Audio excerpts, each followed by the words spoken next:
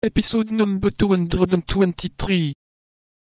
And then a wanderer on the earth, a man without fortune, a man without family, a soldier accustomed to inns, cabarets, taverns, and restaurants, a lover of wine forced to depend upon chance streets, was about to partake of family meals, to enjoy the pleasures of a comfortable establishment, and to give himself up to those little attentions, which, the other one is, the more they please, as old soldiers say. To come in the capacity of a cousin, and seat himself every day at a good table, to smooth the yellow, wrinkled brow of the old procurator, to pluck the clerks a little by teaching them basset, pas dix, and lansquenet, in their utmost nicety, and winning from them, by way of fee for the lesson he would give them in an hour, the savings of a month. All this was enormously delightful to Porthos. The Musketeer could not forget the evil reports, which then prevailed, and which indeed have survived them, of the procurators of the period, meanness, stinginess, fasts. But as, after all, excepting some few acts of economy, which Porthos had always found very unseasonable, the procurator's wife had been tolerably liberal, that is, be it understood, for a procurator's wife, he hoped to see a household of a highly comfortable kind. And yet, at the very door the Musketeer began to entertain some doubts.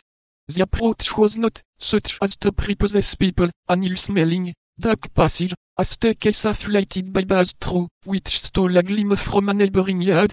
On the first floor a low door studded with enormous nails, like the principal gate of the Grand Châtelet. Porthos knocked with his hand.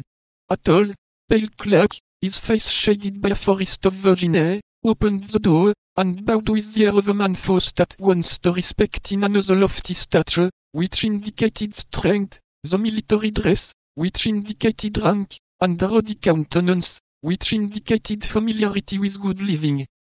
A shorter clerk came behind the first, a taller clerk behind the second, a stripling of a dozen years rising behind the third. In all, 3 clerks and a half, which, for the time, argued a very extensive clientage. Although the Musketeer was not expected before 1 o'clock, the procurator's wife had been on the watch ever since midday, reckoning that the heart, or perhaps the stomach, of a lover would bring him before his time. MME.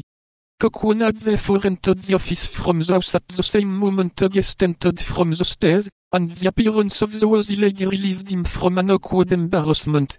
The clerks surveyed him with great curiosity, and he, not knowing well what to say to this ascending and descending scale, remained tongue-tied. "It is my cousin," cried the procurator's wife. Come in, Monsieur Porthos." The name of Porthos produced its effect upon the clerks, who began to laugh, but Porthos turned sharply round, and every countenance quickly recovered its gravity. They reached the office of the procurator after having passed through the antechamber, in which the clerks were, and the study, in which they ought to have been. This last apartment was a sort of dark room, littered with papers.